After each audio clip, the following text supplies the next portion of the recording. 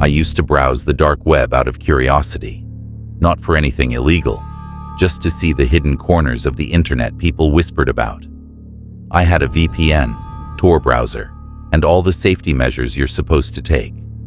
But as I learned the hard way, nothing can truly protect you from what lurks in the deep web. It started with an email. I never gave out my personal email anywhere on the dark web, so when I saw a message in my inbox with the subject, "Exclusive invitation, you've been chosen," I froze.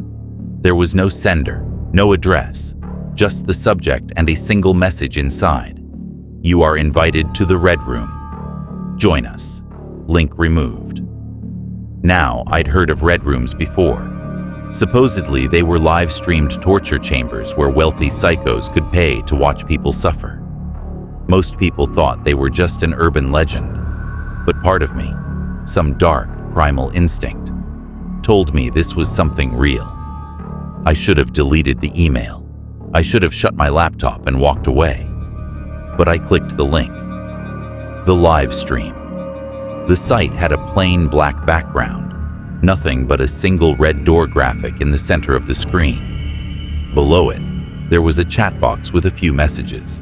User 556 typed, "It's starting soon." Watcher X typed, "First time here."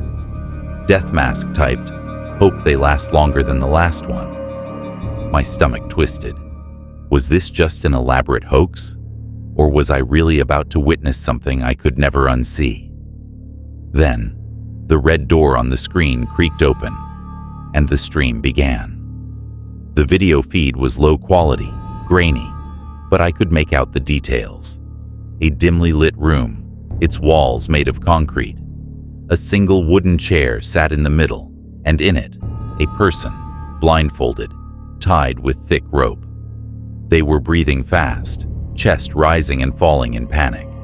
A distorted voice echoed from the speakers. "Welcome, new viewers. The game is about to begin."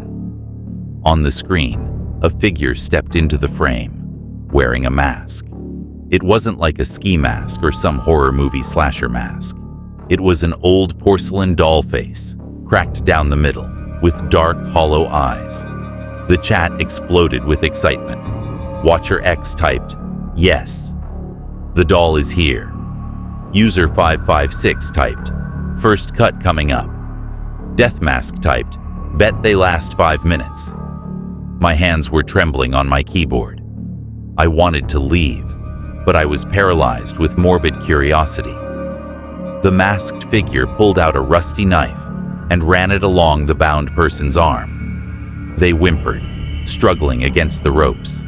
The chat was cheering, placing bets on how long the victim would last. Then, something happened that made my blood run cold. The masked figure turned to the camera and said my name. "You're watching, aren't you?" They added my name? I slammed my laptop shut so hard, I nearly cracked the screen. My heart was pounding. How did they know my name? How did they find me? I didn't sleep that night. Every time I closed my eyes, I saw the masked figure staring into my soul.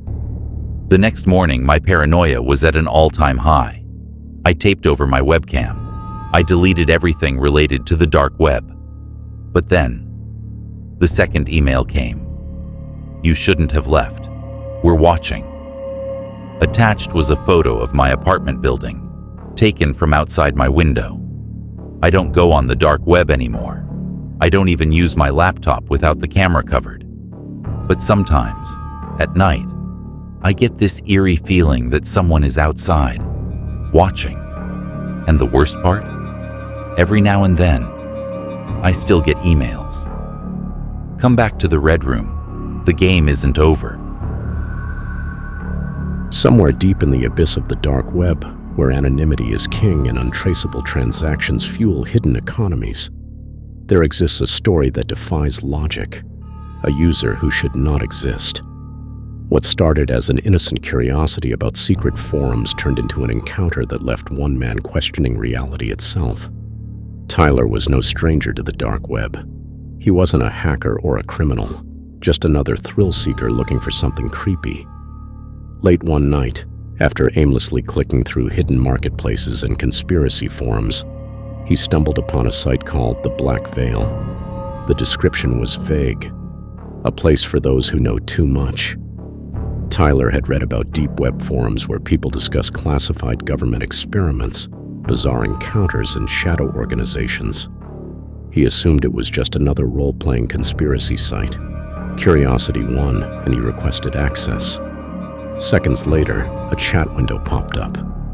Verification required. Type "I see beyond the veil." Tyler hesitated. This was new. Most forums didn't require interaction. Still, he played along. "I see beyond the veil." A moment passed before a reply appeared. "Then you have seen him." A new link appeared. Against his better judgment, Tyler clicked it. The page loaded slowly, revealing a thread-based forum with only one discussion topic. "Do not interact with user 9003. Tyler scrolled. The thread was old, with hundreds of comments spanning over a decade. Some posts claimed user 9003 had been active since the early days of the internet. Others said he had been seen on BBS boards from the 80s, long before the dark web existed. It didn't make sense. No user should persist across multiple generations of technology without leaving a trace. Then a fresh comment appeared at the bottom of the thread. 9003 typed, "Hello, Tyler." Tyler's stomach dropped. Tyler hadn't posted anything. His username wasn't even visible. How did 9003 know his name? A private message popped up. 9003 typed, "You shouldn't be here." Something about the font, the spacing. It felt unnatural, almost AI-like, but wrong. Tyler's hands trembled as he responded. "Who are you?" The reply was instant. 9003 typed, "I am the first." More messages fluttered in, faster than humanly possible. "I have always been here. Before the internet. Before you." Tyler's screen glitched, the text distorting into gibberish before returning to normal. Then his webcam light turned on. Tyler's heart pounded as he scrambled to cover his webcam, but before he could react, the forum refreshed itself. A new thread appeared. "Live feed, Tyler's room." He clicked it without thinking. The screen showed a grainy black and white video feed of his bedroom, right now. Tyler froze. He wasn't streaming. His webcam was off, but on the screen he saw himself sitting at his desk, staring at the monitor. Then, something moved behind him. A shape, barely visible in the dim light, shifted in the darkness of his room. A tall, distorted figure with elongated limbs and a featureless face, standing completely still, watching. The chat erupted. Anonymous user 22 typed, "WTF is that?" Watcher X typed, "It's real. It's real." 9003 typed, "You shouldn't have looked." Tyler's blood turned to ice. The figure on the screen began to move, but in real life, his room was empty. Terrified, Tyler ripped his laptop's power cord out. The screen went dark. He stumbled away from his desk, eyes darting to the corner where the figure had been. Nothing. His phone buzzed. A new email. Sender, 9003. Subject, "See you soon." Attached was a photo of him, taken from inside his closet. Tyler never touched the dark web again. He moved apartments, changed devices, but every now and then, late at night, he'd wake up to find his computer on, the screen glowing, the words like, "Hello, Tyler." Some users don't exist, but they never leave. Like and subscribe, and I'll see you in your nightmares.